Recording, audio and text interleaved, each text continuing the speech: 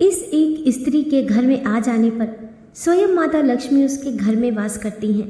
एक बार की बात है जब देवर्षि नारद जी माता लक्ष्मी के पास नारायण नारायण का जाप करते हुए आते हैं और कहते हैं, हे माता, आज मेरे मन में कुछ प्रश्न उमड़ रहे हैं जो मेरे मन को बहुत विचलित कर रहे हैं। तब माता लक्ष्मी कहती हैं, हे देवर्षि नारद जी, कहिए आपके वह कौन से प्रश्न हैं? मैं आपके उन प्रश्नों के उत्तर आपको अवश्य दूंगी। तब देवर्षि नारद जी कहते हैं, हे माता, मेरा पहला प्रश्न ये है कि वह कौन सी स्त्री है जिसके घर में आने के बाद घर में गरीबी आती है, और वह कौन सी एक स्त्री है जिसके घर में आने के बाद स्वयं आपका आवाहन होता है और उस मनुष्य का घर खुशियों से भर जाता है। फिर माता लक्ष्मी कहती हैं, हे विष्णु भक्त नारद, आपने आज ये प्रश्न पूछकर संपूर्ण लोक जगत का कल्याण कर दिया है, जो कि मैं आपको इन दोनों प्रश्नों के उत्तर एक कथा के माध्यम से दूंगी। इसीलिए इस कथा को अंत तक जरूर सुने। प्राचीन काल की बात है जब मध्य देश में एक धनवान सेठ रहा करता था। उस सेठ के 2 लड़के थे, दोनों अत्यंत ही गुणवान और चरित्रवान थे। उस सेठ की पत्नी और उस सेठ के लड़कों की माता के अच्छे आचरण की वजह से ही स्वयं माता लक्ष्मी जी उस सेठ के घर पर विद्यमान थी, जिससे सेठ के घर पर धन धान्य की कोई कमी नहीं थी, जिससे उस सेठ की चर्चा पूरे नगर में थी। प्रत्येक व्यक्ति सेठ से अच्छे से बात करता था और सेठ के पुत्रों की प्रशंसा करता था। सेठ अब जहाँ भी जाता था अपने पुत्रों को साथ लेकर जाता था और उन्हें वो सारा काम सिखाता था जो वह सेठ स्वयं करता था। अब सेठ के पुत्र भी अपने पिता के काम में हाथ बटाने लगे थे, जिससे सेठ को दिन दोगुनी रात चौगुनी तरक्की मिलने लगी थी। उसका धंधा 7वें आसमान पर था। एक बार उस सेठ के गांव में वर्षा नहीं हुई और पूरे गांव में गरीबी छा गई। गांव के सभी व्यक्ति राजा के पास गए तो राजा के कोष में जो अन्न था वह भी समाप्त हो चुका था। तब स्वयं राजा ने उस सेठ से कुछ अनाज उधार लिया। इसी तरह सेठ का नाम और कीर्ति सभी तरफ बढ़ती ही गई। फिर कुछ समय बीतने के बाद अब सेठ बूढ़ा होने लगा, परंतु उससे पहले उस सेठ ने अपने दोनों पुत्रों की शादी कर दी। सेठ के छोटे बेटे का नाम कृष्णा था तथा बड़े बेटे का नाम राघव था। जब सेठ के अंतिम दिन निकट आए तो सेठ ने कृष्णा और राघव को अपने पास बुलाया और सेठ ने अपने पुत्रों से कहा कि हे पुत्रों, अब मेरे जाने का समय निकट आ गया है, परंतु उससे पहले मैं अपनी संपत्ति तुम दोनों के नाम कर देना चाहता हूँ। फिर माता लक्ष्मी कहती हैं, हे देवर्षि नारद जी, अब वह छोटा बेटा कृष्णा बोल पड़ता है, पिताजी, मुझे संपत्ति में कोई हिस्सा नहीं चाहिए, बस मुझे आपका आशीर्वाद चाहिए और आप यह पूरी संपत्ति बड़े भैया राघव के नाम कर दो। तब पिता ने उसे कहा, हे पुत्र, आज नहीं तो कल तुम दोनों की पत्नियों में आपस में नोक झोंक होगी, फिर तुम भाइयों में ही लड़ाई झगड़ा भी हो सकता है। इसीलिए अगर तुम्हारे हिस्से की जमीन तुम्हारे पास रहेगी तब तुम्हें कोई परेशानी नहीं होगी। फिर वह छोटा बेटा कहता है, पिताजी, मुझे अपने बड़े भैया पर पूरा विश्वास है, वे अपनी पत्नी का साथ कभी नहीं देंगे। ऐसे विषम परिस्थिति में वे मेरे साथ रहेंगे।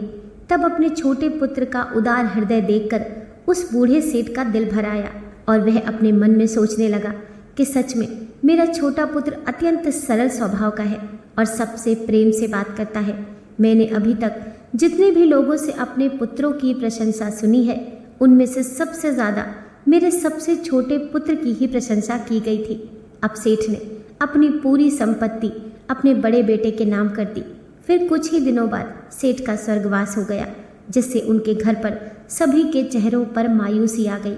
फिर माता लक्ष्मी कहती हैं, हे देवर्षि नारद जी, उस सेठ की मृत्यु के बाद कृष्णा और राघव की माता का भी स्वास्थ्य ठीक नहीं रहता था। 6 महीने बाद उनका भी निधन हो गया, जिससे राघव और कृष्णा बहुत दुखी हुए। इसी तरह दोनों भाई अब अपने पिता के व्यवसाय को संभालने लगे और उन दोनों की पत्नियां घर में रहकर घर का काम संभालती थीं। इसी तरह अब उन दोनों का जीवन व्यतीत होने लगा। परंतु कुछ दिनों बाद राघव को व्यवसाय में घाटा होने लगा, तो राघव को लगा कि शायद उसका छोटा भाई कृष्णा उसके साथ व्यवसाय में चालाकी कर रहा है और इसी वजह से उसे व्यवसाय में नुकसान हो रहा है। फिर एक दिन राघव ने घर जाकर उसके छोटे भाई कृष्णा से ये बात कह दी, परंतु अपने भाई के ऐसा कहने पर कृष्णा ने भाई की बात को बिल्कुल भी बुरा नहीं माना, क्योंकि पिता के गुजर जाने के बाद कृष्णा अपने बड़े भाई को ही पिता के समान सम्मान देता था। परंतु धीरे धीरे राघव की पत्नी भी अब कृष्णा की पत्नी से लड़ने लगी और सारी वसीयत राघव के नाम होने की धमकी देने लगी। फिर एक दिन कृष्णा की पत्नी को राघव की पत्नी द्वारा बहुत परेशान किया गया। तब उसने आकर अपने पति से कहा, हे प्रीतम, आपने अपने पिताजी की बात को ना मानकर सच में बहुत बड़ी भूल कर दी है। आज आपके बड़े भाई की पत्नी मुझे इस संपत्ति का लोभ दिखाती है, परंतु हे प्रीतम, मुझे ये सब कुछ नहीं चाहिए। मुझे बस आपका साथ चाहिए और रहने के लिए एक छोटा सा घर चाहिए जिसमें मैं नित्य पूजा अर्चना करके शास्त्रों के अनुसार सारा काम कर सकूं। फिर कृष्णा की पत्नी ने जब अपनी भाभी के लिए ऐसे शब्द सुने तो कृष्णा को उस पर विश्वास नहीं हुआ और कृष्णा ने अपनी पत्नी की बात को हंसी में टाल दिया और कहा, हे प्रिय, वे हमारी भाभी हैं, उनका तो हक है ऐसे मजाक करने का। ऐसी ही बातों में कृष्णा की पत्नी भी आ गई और उसने भी सोचा कि शायद हो सकता है ऐसा ही। फिर धीरे धीरे राघव के व्यवसाय में अब और ज़्यादा नुकसान होने लगा। तब एक दिन राघव गुस्से में आकर अपने भाई से बोला, ये सारी वसीयत मेरे नाम है और तुम ऐसे इस वसीयत को बर्बाद नहीं कर सकते। मैं जो भी व्यवसाय करता हूँ उसके बारे में सब कुछ तुम्हें पता होता है। मैं पैसा कहाँ पर रखता हूँ, ज़मीन के कागजात कहाँ रखता हूँ, वो सब सिर्फ तुम्हें ही पता होता है। तुम्हारे अलावा किसी को नहीं पता होता और पिता से भी ज़्यादा हम दोनों काम करते हैं, परंतु फिर भी हमें व्यवसाय में घाटा हो रहा है।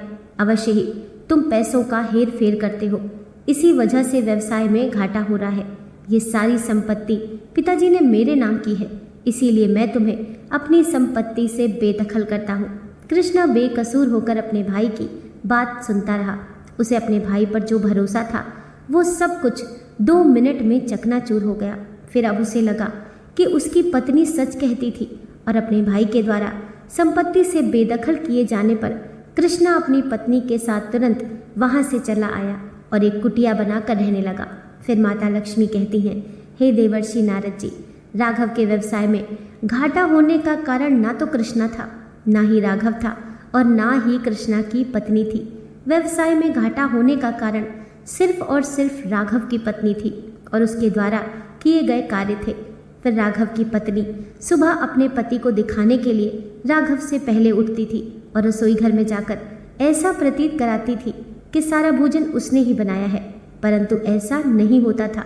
लेकिन कृष्णा की पत्नी सुबह जल्दी उठकर प्रातःकाल स्नान करती थी, पूजा पाठ करती थी और शास्त्रों के अनुसार ही भोजन बनाती थी और वह राघव की पत्नी को खाना परोसने के लिए दे देती थी, जिससे राघव तथा कृष्णा को ऐसा लगता था कि वह भोजन स्वयं राघव की पत्नी और कृष्णा की भाभी बना रही है। राघव के व्यवसाय में घाटा होने का कारण सिर्फ और सिर्फ राघव की पत्नी थी। वह ना तो स्वयं सुबह उठती थी, न तो शास्त्रों के हिसाब से भोजन पकाती थी। कभी कभी तो बिना नहाए ही भोजन पकाने बैठ जाती थी। भूल से भी कभी कभार ही कृष्णा की पत्नी के साथ पूजा पाठ में बैठ जाया करती थी। फिर माता लक्ष्मी कहती हैं, हे देवर्षि नारद जी, इस प्रकार के आचरण से मैं स्वयं रुष्ट हो गई और उस सेठ के घर से प्रस्थान कर गई। जब तक सेठ की पत्नी थी तब तक तो ठीक था। सेठ की पत्नी के जाने के बाद उनके घर की व्यवस्था ही बदल गई, क्योंकि घर के जो महान कार्य होते थे वे घर के सबसे बड़े सज्जन पुरुष या औरतों के द्वारा ही कराए जाते हैं। राघव की पत्नी राघव की माँ के मरने के बाद सबसे बड़ी थी, इसलिए घर के सारे शुभ काम उसे करने थे। उस औरत के गंदे आचरण की वजह से ही माता लक्ष्मी उसके घर से रुष्ट होकर चली गई थी। यही कारण था कि राघव का व्यवसाय में घाटा होने लगा था। राघव की पत्नी के गंदे आचरण की वजह से ही घर में कलेश हुआ और भाई भाई में झगड़ा हुआ। इतना ही नहीं, भाई को घर से भी निकाल दिया गया। लेकिन फिर भी राघव की पत्नी की आदतों में कोई सुधार नहीं आया और इस वजह से राघव और उसकी पत्नी अब एकदम कंगाल हो गए, जिससे उनके पास खाने तक के पैसे नहीं बचे। फिर माता लक्ष्मी कहती हैं, हे देवर्षि नारद, इधर अब कृष्णा एक कुटिया में अपनी पत्नी के साथ रहता था। कृष्णा की पत्नी अत्यंत चरित्रवान गुणवान स्त्री थी। वह नित्य प्रातः काल उठकर स्नान करती थी और शास्त्रों के अनुसार ही भोजन करती थी और अपने पति की सेवा करती थी। फिर माता लक्ष्मी कहती हैं, हे देवर्षि नारद जी, जिससे मैं अत्यंत प्रसन्न हुई और स्वयं उसके घर पर वास करने लगी। एक दिन कृष्णा की कुटिया में कृष्णा से मिलने के लिए कृष्णा के पिता का एक मित्र आता है, जिससे वह शरीर से बूढ़ा दिखाई पड़ता था, जो कृष्णा की कुटिया के अंदर आने पर कृष्णा ने उसका यथाशक्ति से सत्कार किया और बोला, हे अतिथि देवता, आज आप इस गरीब दुखिया की कुटिया में किस लिए आए हैं? फिर कृष्णा के पिता के मित्र ने कहा, हे पुत्र, मैंने सुना है तुम्हें तुम्हारे भाई ने अपने ही पिता की संपत्ति से वंचित कर दिया है, इसीलिए मैं अपनी पूरी संपत्ति तुम्हारे नाम करना चाहता हूँ, क्योंकि मेरी भी कोई औलाद नहीं है। तब उस आदमी के ऐसा कहने पर कृष्णा ने उसे बहुत मना किया, परंतु वे सज्जन पुरुष नहीं माने और उन्होंने कृष्णा को उसके पिता का वास्ता देकर किसी तरह मना लिया और अपने साथ लेकर अपने घर गया और अपनी सारी संपत्ति कृष्णा के नाम कर दी, जिससे कृष्णा और उसकी पत्नी दोनों बड़े ही सुखपूर्वक अपना जीवन व्यतीत करने लगे। इधर राघव अपनी पत्नी के गंदे आचरण की वजह से दर दर की ठोकरें खाने लगा। अब माता लक्ष्मी कहती हैं, हे देवर्षि नारद, अब तो आपको आपके प्रश्न का उत्तर मिल ही गया होगा कि वह कौन सी स्त्री है जिसके घर में आने के बाद घर में गरीबी आती है, और वह कौन सी स्त्री है जिसके घर में आने के बाद उस घर में स्वयं मेरा वास होता है। तब देवर्षि नारद जी कहते हैं, माता, अभी भी मुझे समझ में नहीं आया कि वह कौन सी स्त्री होती है जिनके आने पर घर में गरीबी आती है, और वह कौन सी स्त्री है जिसके घर में आने के बाद स्वयं आपका वास होता है। तब माता लक्ष्मी फिर से कहती हैं, हे देवर्षि नारद जी, ठीक है, मैं तुम्हें तुम्हारे प्रश्न का उत्तर समझा देती हूँ। तुम्हारा पहला प्रश्न था कि वह कौन सी स्त्री है जिसके घर में आने के बाद घर में गरीबी आती है।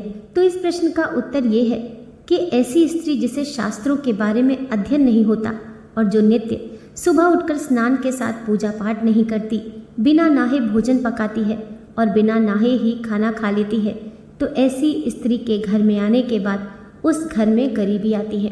और तुम्हारा दूसरा प्रश्न था कि वह कौन सी ऐसी स्त्री है जिसके घर में आने के बाद स्वयं मेरा आगमन होता है। तो इसका उत्तर ये है कि वह स्त्री जो अपने पति की सेवा करती है, उसके प्रति ही अपना लगाव दिखाती है और नित्य सुबह उठकर स्नान दान पूजा पाठ करती है और शास्त्रों के हिसाब से चलती है, उस स्त्री के घर में आने के बाद मैं उस घर में स्वयं वास करने के लिए जाती हूँ। अब माता लक्ष्मी कहती हैं, हे देवर्षि नारद जी, अब तो आपको सब कुछ समझ में आ गया होगा। तब देवर्षि नारद जी कहते हैं, हे माता, ये कथा सुनकर मैं धन्य हो गया। दोस्तों, आशा करती हूँ आज की कथा आपको ज़रूर पसंद आई होगी। वीडियो पसंद आई हो तो लाइक कीजिए, चैनल को सब्सक्राइब कीजिए। मिलते हैं नेक्स्ट वीडियो के साथ।